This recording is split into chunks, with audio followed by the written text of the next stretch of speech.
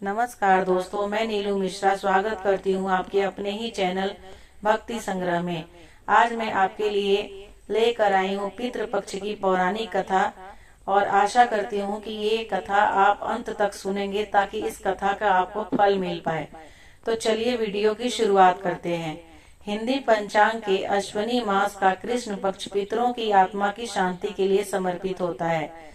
श्राद्ध या पितृपक्ष के बारे में तो हम सभी जानते हैं कि क्यों मनाए जाते हैं, लेकिन श्राद्ध पर्व की कहानी शायद आपको पता नहीं होगी। आज हम आपको श्राद्ध की कथा बताने जा रहे हैं। पुराणों के अनुसार जोगे तथा भोगे दो भाई थे। जोगे धनी था और भोगे निर्धन था। दोनों में अत्यंत प्रेम था। जोगे की पत्नी को धन का बहुत घमंड था, लेकिन भोगे की पत्नी सरल हृदय की थी। पितृपक्ष के आने पर जोगे की पत्नी ने उससे पितरों का श्राद्ध करने के लिए कहा, तो जोगे इसे बेकार का काम समझकर टालने लगा। लेकिन उसकी पत्नी जानती थी कि यदि ऐसा नहीं किया तो लोग बातें बनाएंगे। साथ ही अपने मायके वालों को दावत पर बुलाने और अपनी अमीरी दिखाने का भी अच्छा अवसर था। अंत में वो बोली कि आप मेरी परेशानी की वजह से कैसा कह रहे हैं, तो मैं सहायता के लिए भोगे की पत्नी को बुला लूंगी। दोनों मिलकर सारा काम कर लेंगे। फिर उसने जोगे को अपने मायके न्योता देने के लिए भेजा। दूसरे दिन अब उसके बुलाने पर सुबह सुबह भोगे की पत्नी आकर काम में लग गई। उसने भोजन तैयार किया, अनेक तरह के पकवान बनाए। फिर सभी काम खत्म कर अपने घर आ गई। उसे भी तो अपने पितरों का श्राद्ध तर्पण करना था। इस मौके पर जोगे दोपहर के समय पितर भूमि पर उतरे। जोगे भोगे के पितर पहले जोगे के यहाँ गए तो उन्होंने देखा कि उसके ससुराल वाले पहले ही भोजन पर जुटे हुए हैं। आखिर में वो भोगे के घर गए, जहाँ पितरों के नाम पर अगियारी दे दी गई थी। पितरों ने अगियारी की राख चाटी और भूखे ही नदी के तट पर पहुंच गए। थोड़ी देर में सभी पितर इकट्ठे हुए और अपने अपने यहाँ के श्राद्धों की तारीफ करने लगे। जोगे भोगे के पितरों ने अपनी आप बीती कही। फिर वो सोचने लगे, यदि भोगे समर्थ होता तो उन्हें भूखा नहीं रहना पड़ता, लेकिन भोगे के घर में तो 2 वक्त की रोटी भी नहीं है। यही सब सोचकर उन्हें भोगे पर दया आ गई। अचानक वो खुशी में चिल्लाने लगे कि भोगे के घर धन हो जाए, भोगे भी धनवान हो जाए, भोगे के घर धन हो जाए, भोगे भी धनवान हो जाए। शाम हो गई थी और भोगे के बच्चे भी भूखे थे।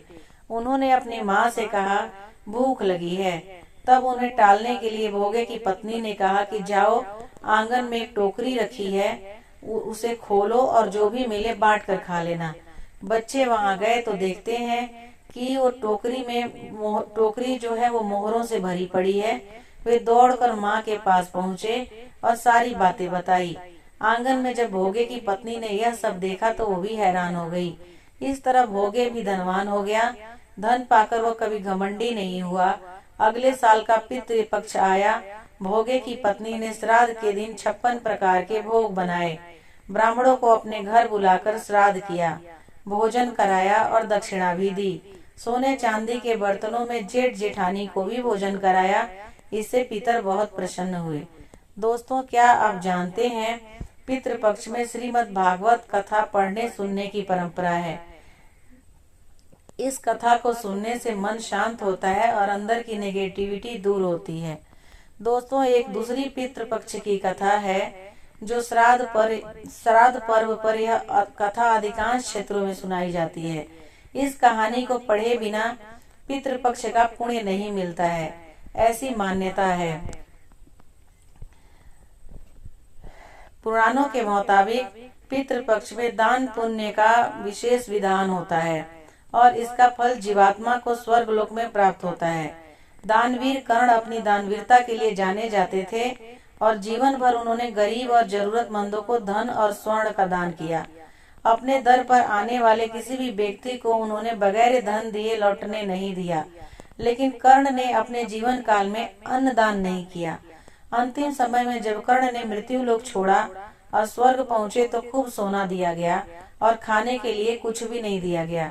कर्ण ने जब भगवान इंद्र से इसका कारण पूछा तो देवराज इंद्र ने बताया कि उन्होंने जीवन भर सोना ही दान किया है और पितरों की आत्मा की शांति के लिए कभी भी अन्न दान नहीं किए, इसलिए उन्हें अन्न नहीं दिया गया। तब कर्ण ने इस बात को लेकर अनभिज्ञता जाहिर करते हुए कहा कि मुझे अन्नदान के महत्व की जानकारी नहीं थी। कर्ण को जब अपनी गलती का एहसास हुआ तो उन्हें अपनी गलती सुधारने के लिए एक बार 16 दिन के लिए धरती पर भेजा गया। इन 16 दिन में कर्ण ने अपने पूर्वजों को याद करते हुए तर्पण किया और भूखे और गरीबों को अन्नदान किया और फिर स्वर्गलोक चले गए। ऐसी मान्यता है कि तभी से 16 दिन का पितृपक्ष मनाने की परंपरा चल रही है और इस दौरान लोग अपने पुरखों को याद कर भोज का आयोजन करते हैं। साथ ही पितृ कभी भी अपनी संतान को परेशान नहीं करना चाहते हैं। वे बहुत दयालु होते हैं, लेकिन संतानों की उपेक्षा से दुखी हो जाते हैं, क्योंकि संतान के द्वारा श्राद्ध कर्म और पिंडदान आदि करने पर उन्हें तृप्ति मिलती है और वे अपनी संतान को धन धान्य और खुश रहने का आशीर्वाद देते हैं। पितृ ये नहीं चाहते कि उनकी संतान उनको तृप्त करने के लिए बहुत कुछ करे। वे श्रद्धा भाव से किए गए श्राद्ध के खुशी के साथ स्वीकारते हैं। तो दोस्तों, पितृपक्ष की पौराणिक कथा और जानकारी आपको कैसी लगी, मुझे कमेंट करके जरूर बताइएगा। मैं इंतजार करूंगी। मुझे लगा कि जो भी कथा है वो आप तक पहुंचना चाहिए। ये सूचना सिर्फ मान्यताओं और जानकारियों पर आधारित है जो मैंने आपके तक पहुंचाने की कोशिश की है। अगर आपको मेरी दी हुई जानकारी अच्छी लगी तो आप मेरे चैनल को जरूर सब्सक्राइब कीजिए, ताकि फ्यूचर में जब भी मैं कोई वीडियो अपलोड करूं आपके पास नोटिफिकेशन जाए और आप वीडियो देख